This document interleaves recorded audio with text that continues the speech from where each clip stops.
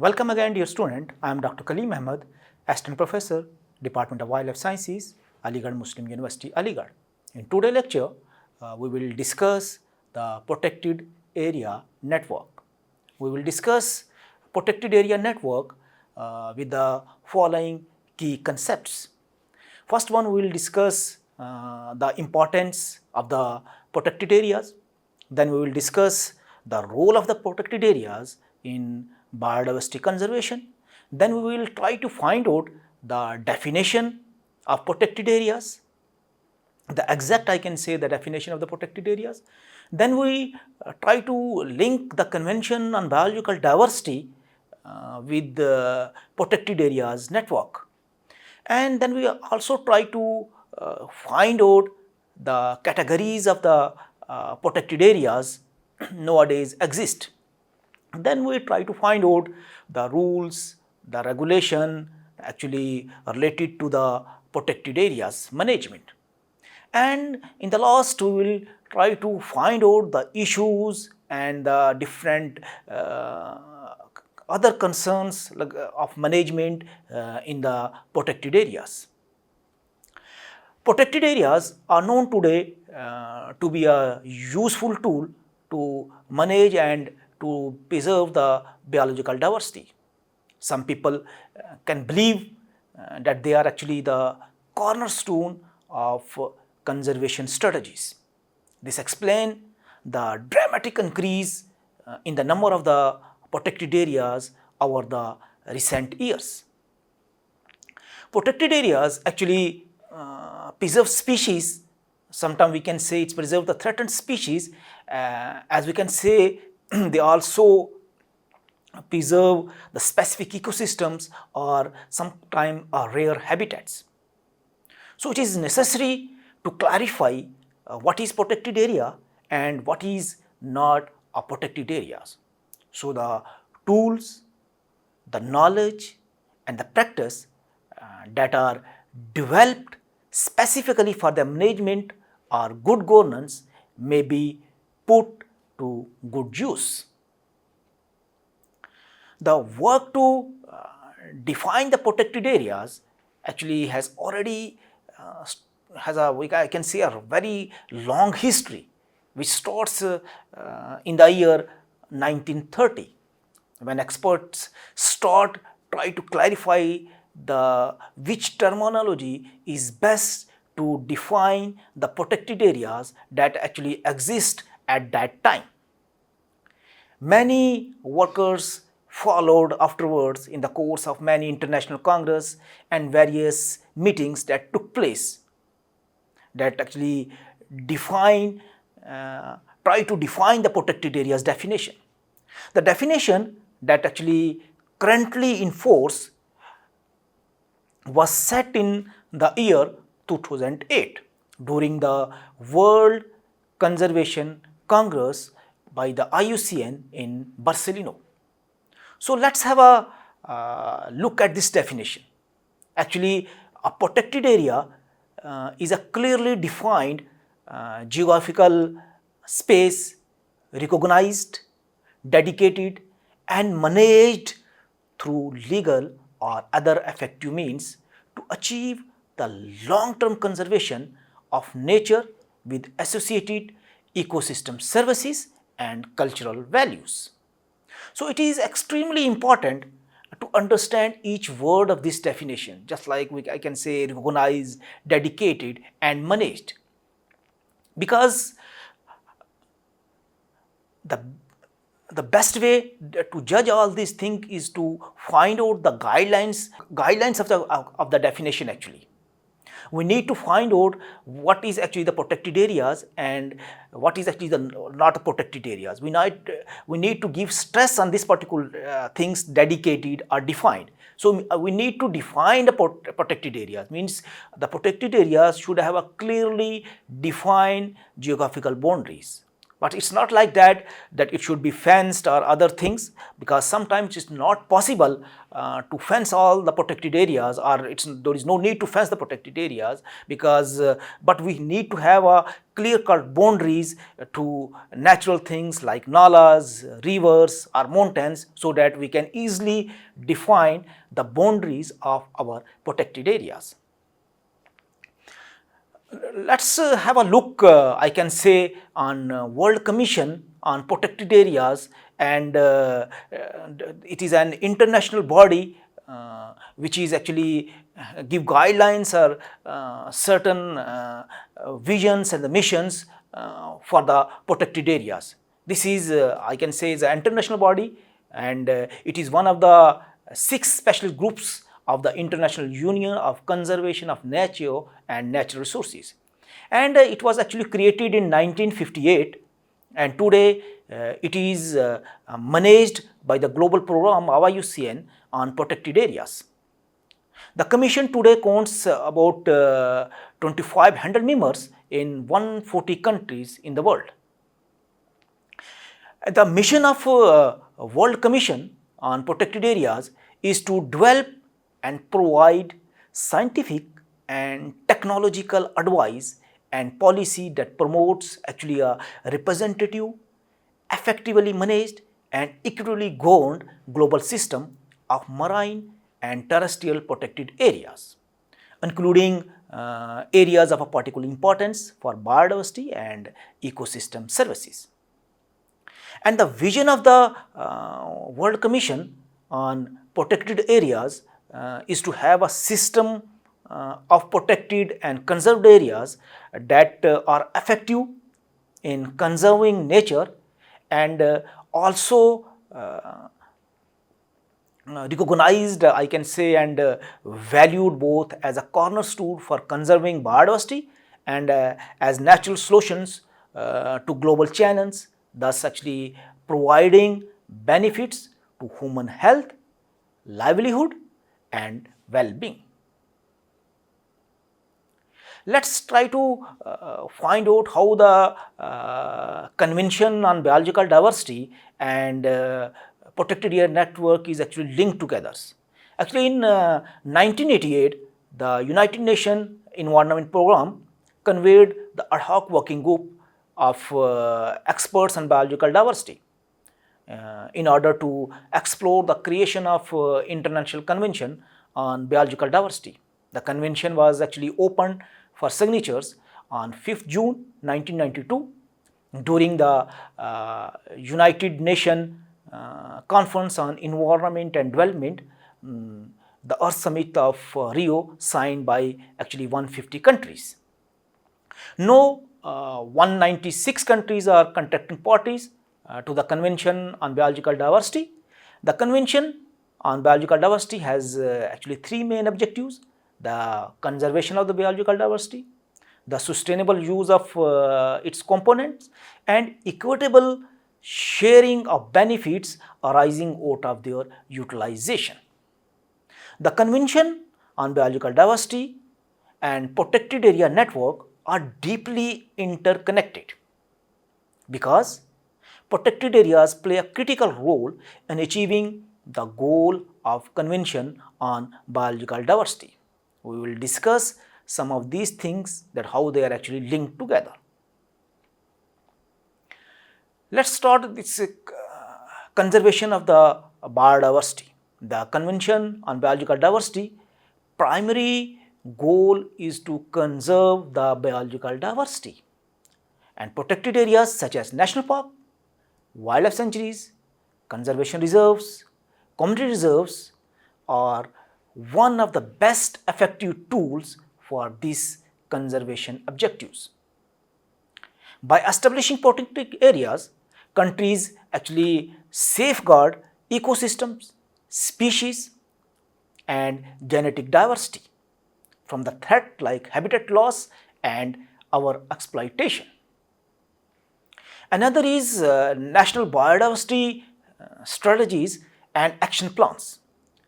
Each signatory of conventional biological diversity is required to develop a national biodiversity strategy and action plan, which actually outlines how the country will implement the Convention on Biological Diversity objectives. Protected areas network are usually a cornerstone for these national strategies, helping to meet the Convention on Biological Diversity biodiversity goals. Another, how we can link the Convention on Biological Diversity, or we can say with the protected area network, is to each biodiversity targets. In 2010, the Convention on Biological Diversity Strategic Plan for Biodiversity 2011 to 2020 outlined 20 HE biodiversity targets, and target 11 specifically called for that at least 17% of the terrestrial and inland water areas and 10% of the marines to be conserved through effectively and equitably managed, ecologically representative and well-connected system of protected areas. Protected areas network are central to achieving these targets. They provide areas where ecosystem and species can thrive without any interferences. Protected area management guidelines. The Convention on Biological Diversity provide guidelines for countries on how to establish and manage the protected areas effectively. These guidelines ensure that protected areas are not just an isolated but connected to form a network that allow species to move and adopt, improving ecological resilience.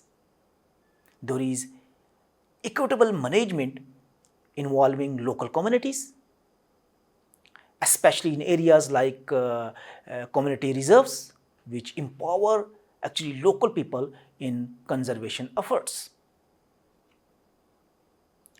This is the list of some of the protected areas established actually first time in the world. The world, I can say the first national park was established by the US Congress and signed into law by the President S. Grill on March 1st, 1872. Named as Yellowstone National Parks, also the first national park of the US. India's first national park was established in 1936 and called as Halle National Park. Now it is known as Jim Corbett National Park, which is famous for tigers. The biggest national park in India is the Hemas High Altitude National Parks located in Ladakh, followed by desert national parks in the state of Rajasthan. The third largest national park is the Gangotri National Park, which is about 922 square miles located within Uttarakhand. And at number 4, we have Namdapha National Park, which lies within Arunachal Pradesh and extend over 766 square kilomiles. As we can say, India is the one of the 17 mega countries of the world with only 2.4% of world's land area, 16.7% of the world human population, and 18% livestock. It contributes about 18% of the known global biodiversity. However, these things puts enormous demands on our natural resources. India is also home to world largest wild tiger population and has got a unique assemblage of globally important endangered species. We have Asiatic lion, we have one-horned rhinoceros, we have Gangetic river dolphin, we have snow leopard, we have a Kashmir stags in the Himalayas, we have gharial, we have great Indian bustards, we have lion-tailed macaque, and many more. The list is vast. I cannot name each and every one. Then this defines actually how rich we are in terms of the biological diversity, as well as how rich we are in terms of the threatened and endangered species. There, if we talk about the world level, we are about 2,84,421 terrestrial and inland protected areas in the world, and 18,888 marine protected areas coverage, that actually spanning about 245 countries, which is about 10 to 15% of the world land surface area. India is also home to 55 tiger reserves, and UNESCO has also designated 5 protected areas as World Heritage Sites.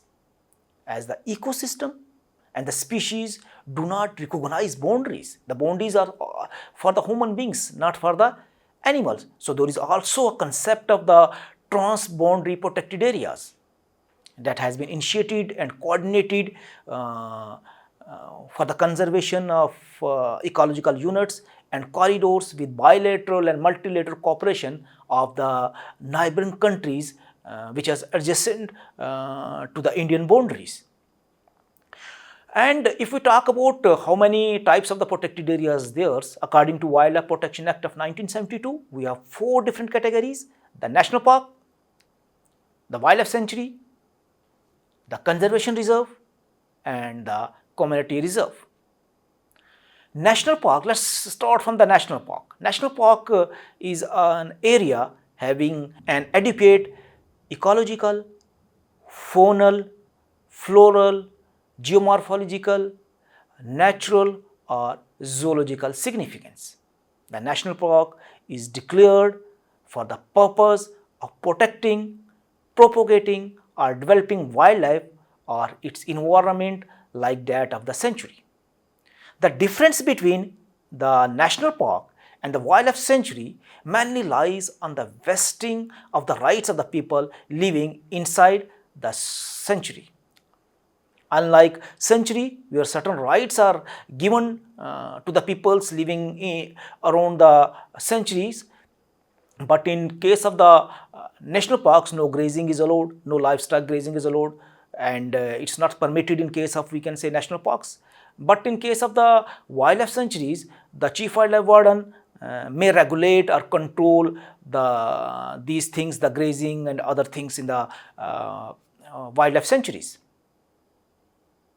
These are some examples of the national park. The Jim Corbett National Parks, one of the oldest national park of the India, and it is famous for tiger population. Another is Kaziranga National Park. It is also a UNESCO World Heritage Sites, and it is famous for one-horned rhinoceros. Then we have Sundarbans National Parks, known for its unique mangrove ecosystems and the Bengal tiger. Another is Wildlife Sanctuary. While just like the clear definition of the national park and the wildlife sanctuary is same, it is also an area which is of adequate ecological, faunal, floral, geomorphological, natural or zoological significance. The sanctuary is declared actually for the purpose of protecting, propagating or developing wildlife or its environments, just like national parks. However, in case of wildlife sanctuaries, as I have already discussed with you in the previous slides, that certain rights of the people living inside the sanctuaries could be permitted.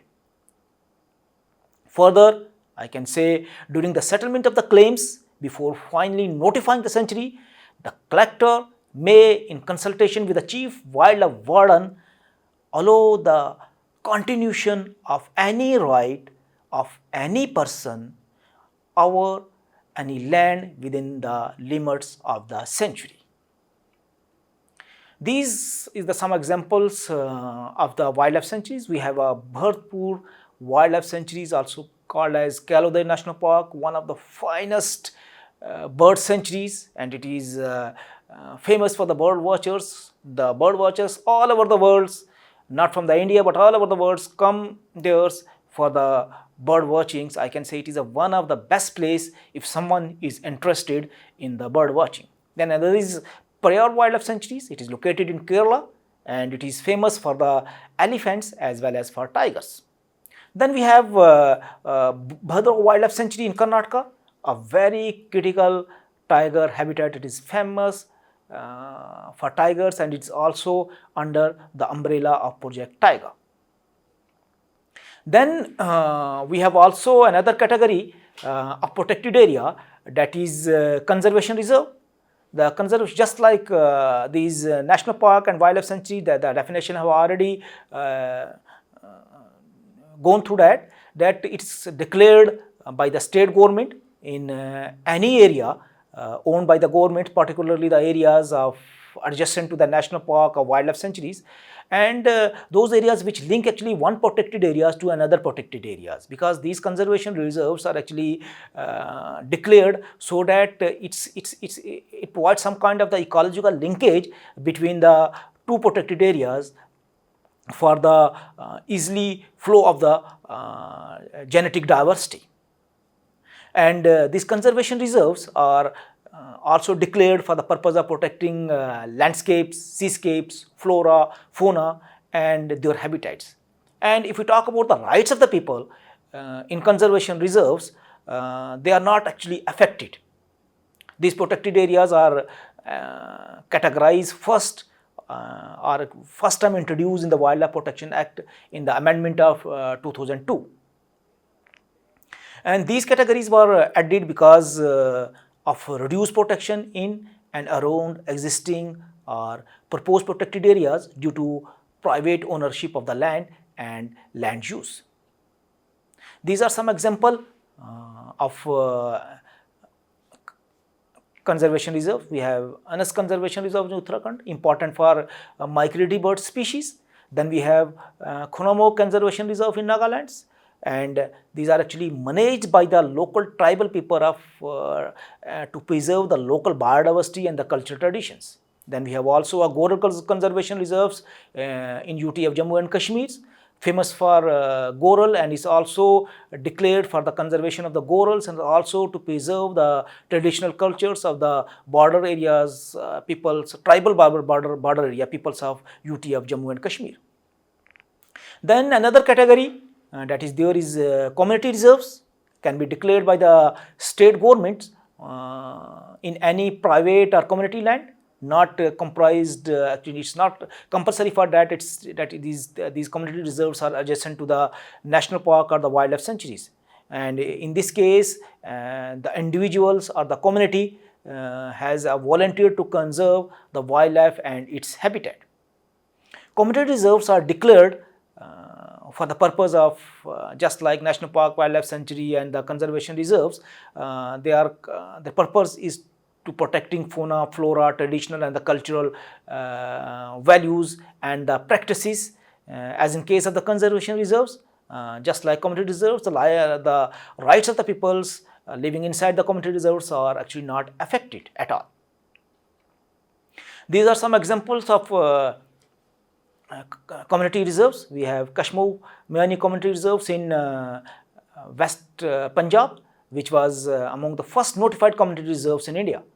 Then we have Gajnar Community Reserves in Rajasthan. It sport wildlife like chinkara, nilgai and many migratory bird species. This is the list of protected areas that are there in India. Till now we have 1022 protected areas that was established till date, that and extending with an area of 1,65,158. That is about 5.43% of the total geographical areas of the country, which actually comprise of 106 national park, 573 wildlife sanctuaries, 220 community reserves and 123 conservation reserves. Another category is marine protected areas. Although it's not directly comes under the Wildlife Protection Act of 1972, but it is another protected area because India is a signatory of the many international organizations. So it is also important when you are signatory of any organizations to follow the rules, regulations, guidelines and the mandate of that particular organizations to preserve the biological diversity, not the terrestrial one but also the aquatic one and the marine biodiversity also. So marine protected areas, let's see what is the actually marine protected areas. A marine protected area is essentially, we can say, a space in the ocean where human activities are more strictly regulated than the surrounding waters, similar to the national park and the wildlife sanctuaries on the terrestrial land. These places are given special protections for the natural or historic marine resources by the local, state, territorial, native, regional or national authorities. There are about 26 marine protected areas in Palestine, India, and there are about 102 marine protected areas in Andaman and Nicobar Islands, and there are about 4 marine protected areas in Lakshadweep Islands. Let's find out how the protected areas, what are the rules and what are the things that are actually regulate the protected areas. The protected areas are actually constituted and governed under the Wildlife Protection Act of 1972, which was amended several times, but the recent amendment was in 2023.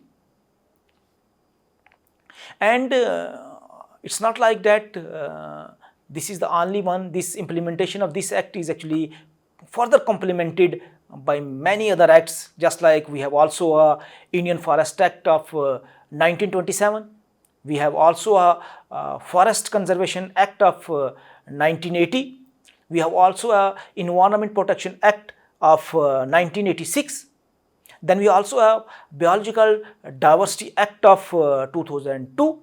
And then we also have a Scheduled Tribes and other traditional forest dweller recognition of Forest Right Act of 2006. The Wildlife Crime Control Bureau of the central government supplements the efforts of the provisional governments in wildlife crime control through many enforcement like CITES, Convention on International Trade on Endangered Species, and control of wildlife crimes having cross borders, interstate and international ramifications. So there are number, I can say there are a number of the organizations. It's not like that the Wildlife Protection Act is theirs, but there are a number of the organizations in which, whether it's different for acts that I have just read out and others convention, just as Convention of International Trade on Endangered Species, in which India is also a signatory. So we can regulate the things by number of the things, so that we can actually conserve and preserve our biological diversity, because the mandate is only one: to protect and to preserve the biological diversity. And I can say, in order to strengthen and to synergize the global wildlife conservation efforts, India is also a party of major international organization. Just like I have already talked about you, the Convention of International Trade on Endangered Species, CITES. And here I will mention here that India has also added this Convention of International Trade on Endangered Species appendices in Wildlife Protection Act of 1972 in his recent amendment of 2023. The India has added all the appendices of CITES, the Convention of International Trade on Endangered Species, so that the species which are facing many threats comes directly under the purview of the Wildlife Protection Act of 1972. And this has already been done in the amendment of Wildlife Protection Act of 1972 in its recent amendment of 2023. And there is another organization, that's the International Union for Conservation of the Nature. India is also a signatory of that. Then we have International Convention for Regulation of the Whaling. Then we have a UNESCO World Heritage Committees.